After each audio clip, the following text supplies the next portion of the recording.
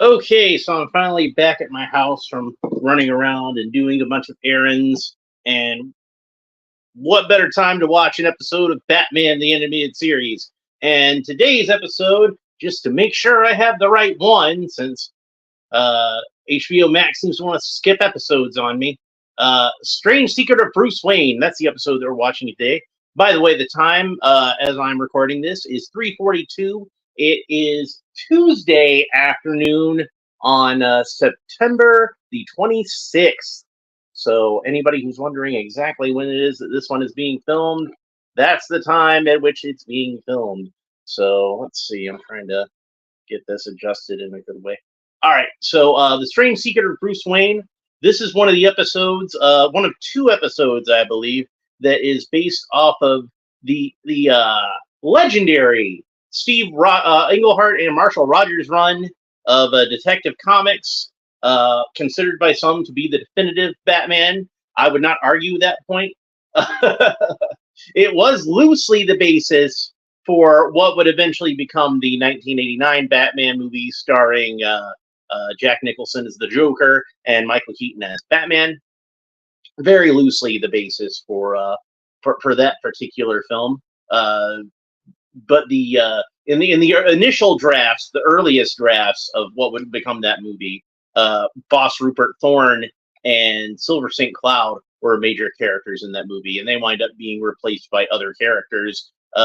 Vicky Vale for Silver and Carl Grissom for Rupert Thorne. Now, I know that the reason that Sam Hamm said that he swapped out Vicky Vale for Silver St. Cloud is that he said that Vicky Vale was the character that he remembered reading in the comics when he was a kid.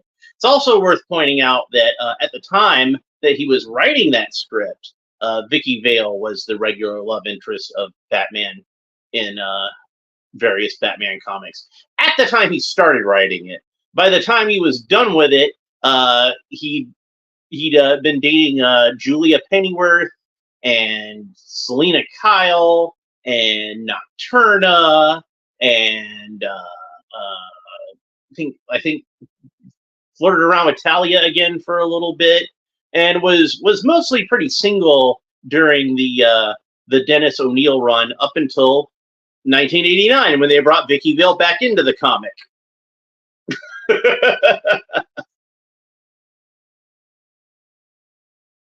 So this episode is very loosely based on the story I Am the Batman, I think it's called, in which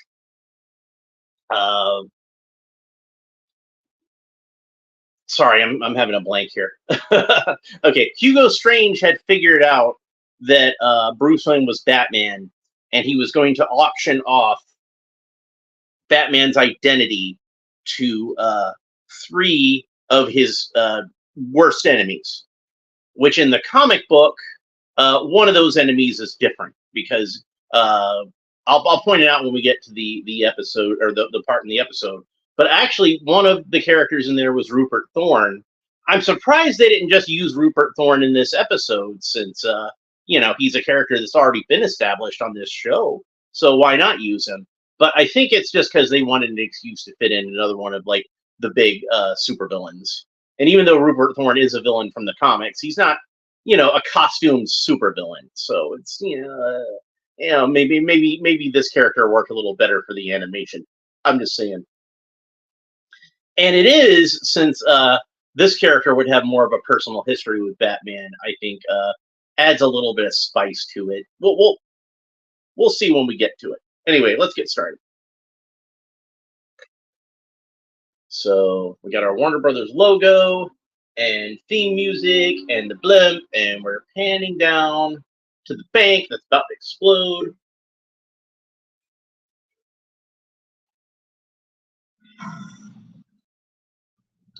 So one of the more interesting aspects, I think, of the comic book story, which would become a big part of Hugo Strange's character going forward in the comics, is not only does he figure out that Bruce Wayne is really Batman, he actually winds up appropriating his identity and wearing like rubber Mission Impossible type masks posing as Bruce Wayne, and also apparently posing as Batman, but we don't really get a whole lot of that.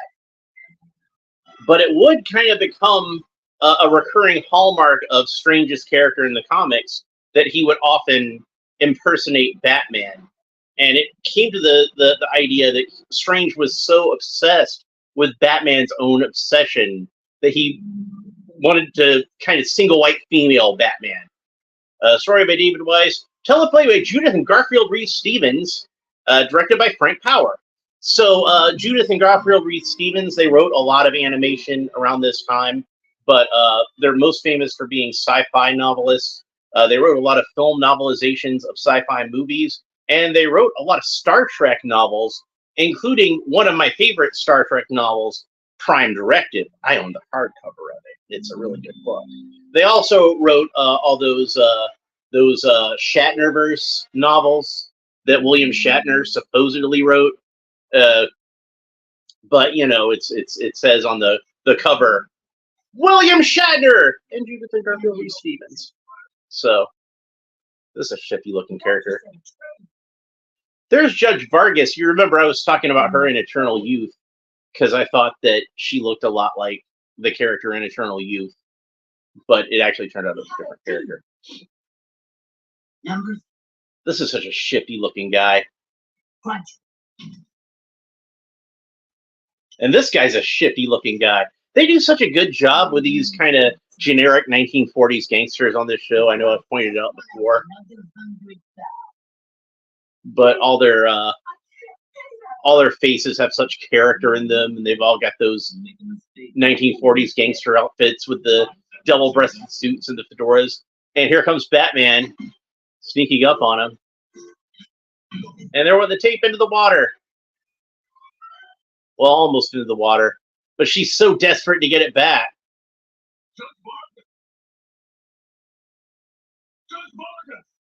Stop!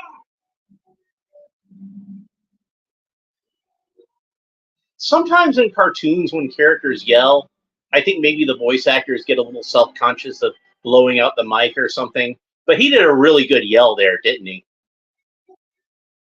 So these guys are about to get away with the money because Batman's distracted by getting the judge out. Well, they didn't get away with the money, did they? They left it behind. A bunch of morons. A friend of mine who was a police officer once told me that when it comes to criminals, even the smart ones are kind of stupid. But at least she dropped the tape, so...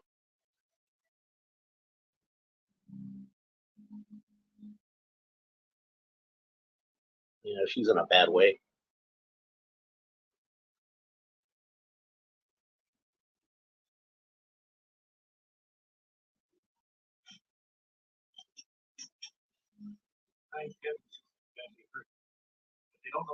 And here we have another one of these, what I really love, the surreptitious meetings of Batman and Commissioner Gordon. I like how shadowy Batman is there. But it's really cool, too, also how, like, we're used to seeing Batman sneak up on Commissioner Gordon and him be startled by it. But here it's the opposite. Here, Commissioner Gordon just kind of knew Batman was there. It's just started talking to him. Maybe we didn't see it because it wasn't shown, but there might have been a part where Batman just kind of somehow indicated to Jim that he was there. But I like to think that Batman Jim just knew Batman was there. And it's a nice touch to have Robin piloting the Batplane. They could have just done that as like an autopilot thing or something, but it is good that they established Robin's presence in this episode. That's a good example. That's an example of good storytelling right there, where they set up Robin earlier in the episode so that when he shows up later in the episode, we're like, oh yeah, Robin's in this. That's cool. I was talking with a friend of mine on Facebook earlier, and we were talking about the Robert Pattinson Batman movie and how, like, he'd recently rewatched it. So I'd asked him a question about it, which I'd wondered for a while, which was, you know, when the levees get blown up, I didn't remember them even mentioning the levees earlier in the movie. Like, when was it they first mentioned the levees? And he's like, oh, well, they first mention it when they blow up. And I'm like, that's bad storytelling. But here we have kind of the opposite of that. Now, this design of Hugo Strange is very much 100% based on his earliest appearances in Golden Age comics. So this is the way that he was drawn by, allegedly, Bob Kane when they did that. And I think the idea was to kind of create for Batman a Professor Moriarty type character, but maybe they took that a little too literally. Oh, that's a nice shot with Alfred. And you see how Alfred disappeared right before it faded out? That could be an animation error, but I prefer to think of it as it's Batman's abandonment issues, where Alfred just disappeared. That's how he remembers it. It's being left all alone. Alfred was there, but he still like remembers it as being left all alone.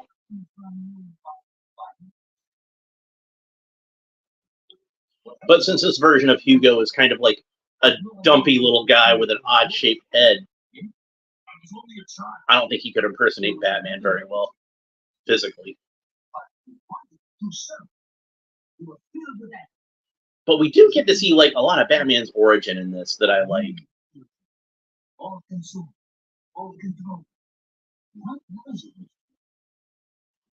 This is awesome.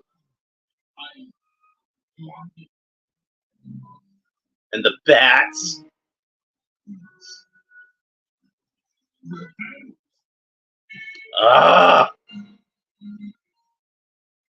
I kind of wonder if this influenced the later scene in Batman Forever, where Bruce steps into the box and it is reading his mind and sees. In that one, it's just the shot of the giant bat flying towards him, but it's still kind of the same principle with Batman having his mind read by some kind of scientific device, and then the villain who is analyzing him figures out from the device who Batman really is, or who Bruce Wayne really is.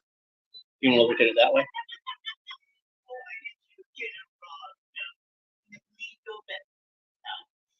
I should make that my answering machine message.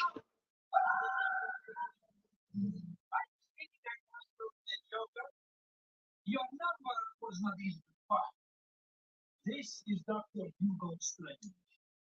I'm arranging an auction for an item I believe you will find most items. Now, this is the only appearance of Hugo Strange on the animated series, I believe. So it's not like we would have seen him dress up as Batman anyway. But yeah, that's a guy that I don't think could have passed for Batman. It's like the Penguin. He's shaped like the Penguin. Good. This is what Jesse was looking for. Bad feeling.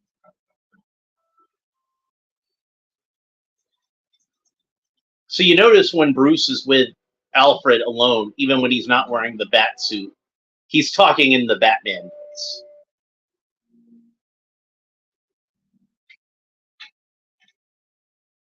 So again, is Batman the mask, or is Bruce Wayne the mask?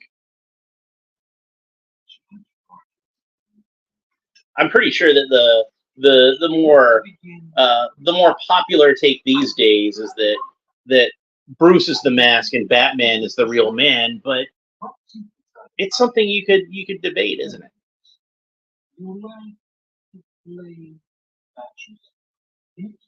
Yes. I mean, no.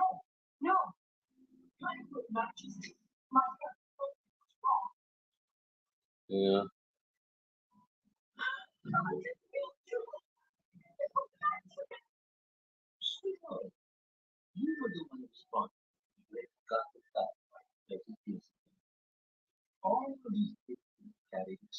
So he's got this video of like her mental thoughts and her memories.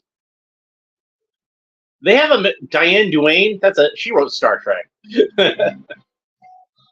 But yeah, that's also in G.I. Joe comics. I'm a big fan of. They had a similar device to that called the brainwave scanner. It was invented by Dr. Venom, who was one of the villains created actually for the comic book, and famously he used it on Snake Eyes. And how Snake Eyes got out of the machine was he was able to use the Arashikage mindset or something like that, or and basically like lull himself into a trance resembling death.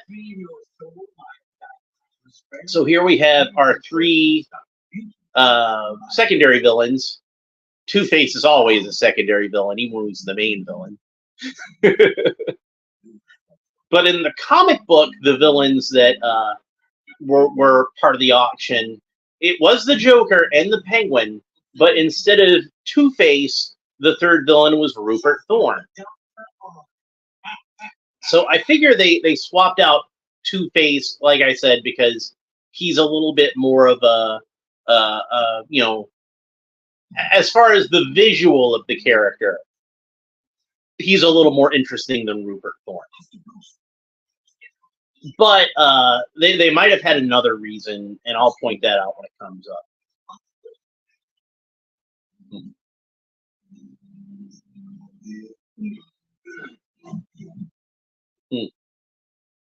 Oh, this part's great. I'd be a little more careful with luggage. Otherwise, you might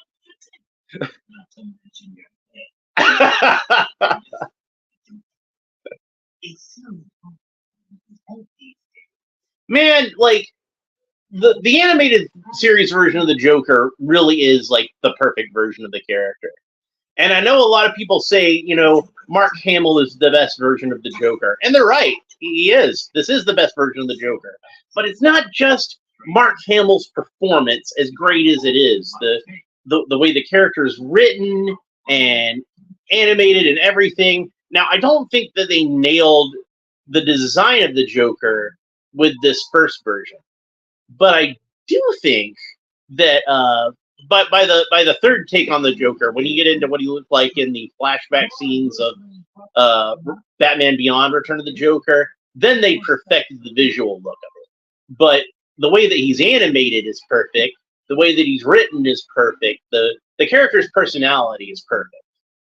He's still like a funny and amusing character, but there's still that sense of menace to him. This is a very Bronze Age take on the Joker, which makes sense because it's a Bronze Age take on Batman. So Bruce has made a second tape. We don't know what that is yet, and then he destroys Hugo's machine. It took me years to build that device.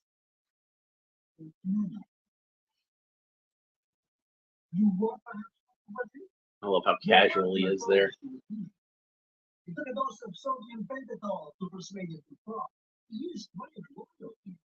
course he is.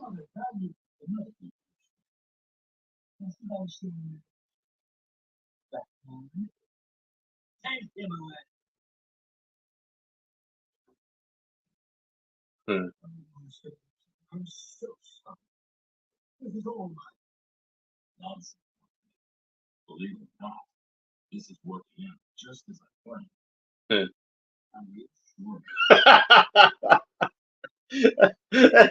Kind of reminds me of Return of the Jedi.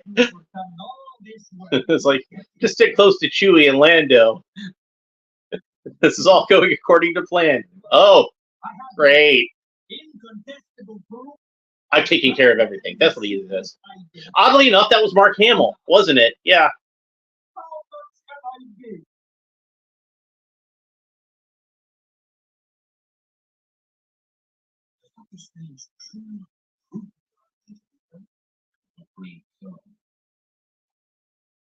Now, in the comic books, they usually call him Hugo Strange or even Professor Strange. Here they call him Doctor Strange. And to a guy who grew up reading the Marvel comics like I did, that's kind of, we'll say odd. I think odd is the word I'm going to use there.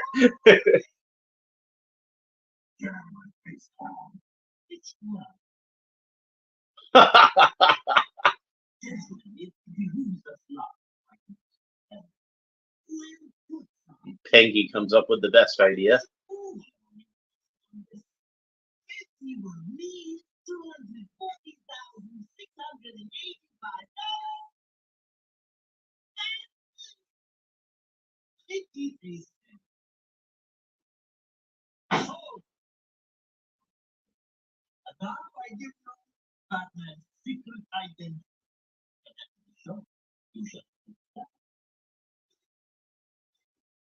This is where Batman's gambit comes into play. A brilliant plan.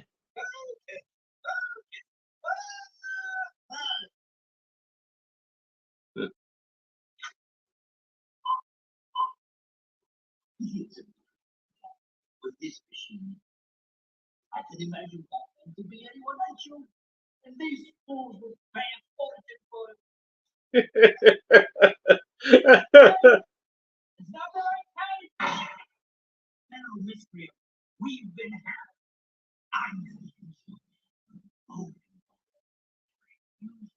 Well, it wouldn't work very well. It's all lumpy.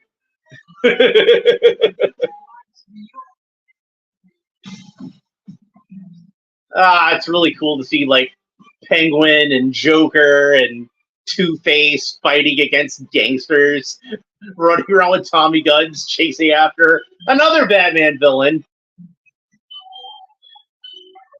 I kind of want to see a show about these three just, causing trouble by themselves.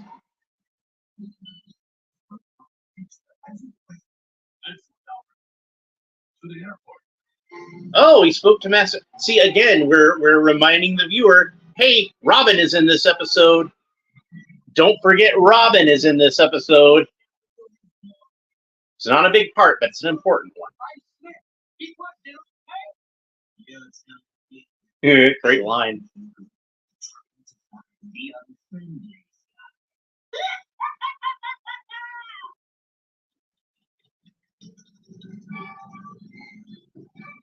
Cruncho cereal. So he's got like a little pilot badge that was a cereal prize. That's a nice touch.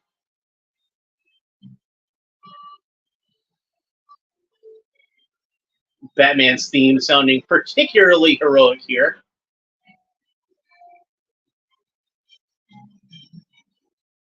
And again, I love it when like these characters will have like a different outfit for a specific. It makes sense to me the Joker would have a pilot outfit if he's going to fly a plane. And here we go.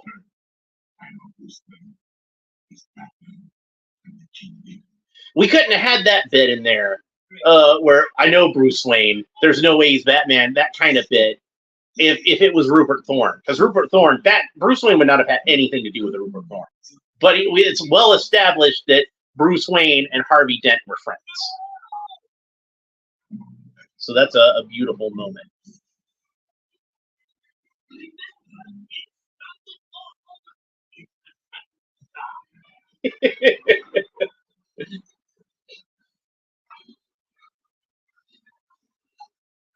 And I'll say again how much I love the design of the Penguin, and I think they did a good job of adapting the Danny DeVito design of the Penguin into an animated sort of look. Like, this Penguin is everything I like about that Danny DeVito Penguin, combined with everything I like about the comic book character. He's just fantastic. I would have loved to see more of this Penguin, and he's got a few good episodes, but I don't think I could get enough of this Penguin. I wish they'd have used him as often as they did with the Tom Kenny Penguin on the later the Batman show.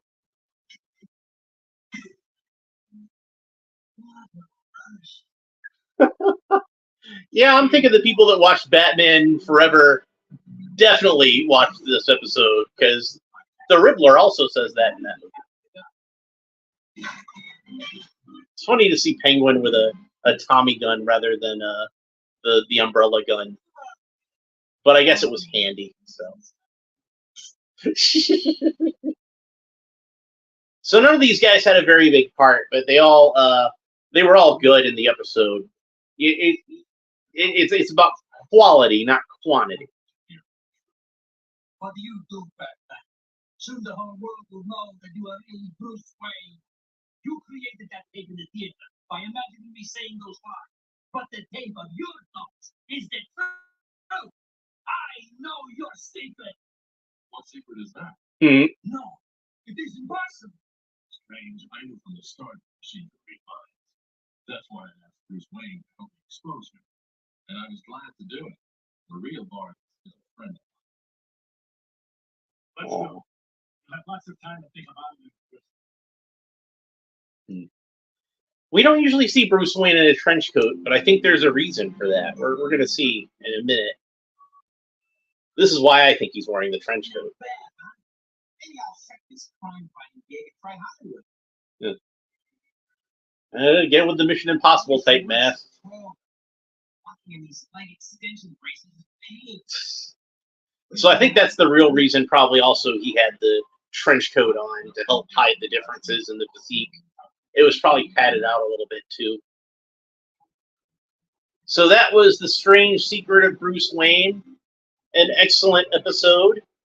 Again, one that doesn't really get it gets, I think, kind of slept on a little bit, but it's a good episode. It's worth watching. For those of you who love Almost Got Him, because it's that monster mash of all the villains together.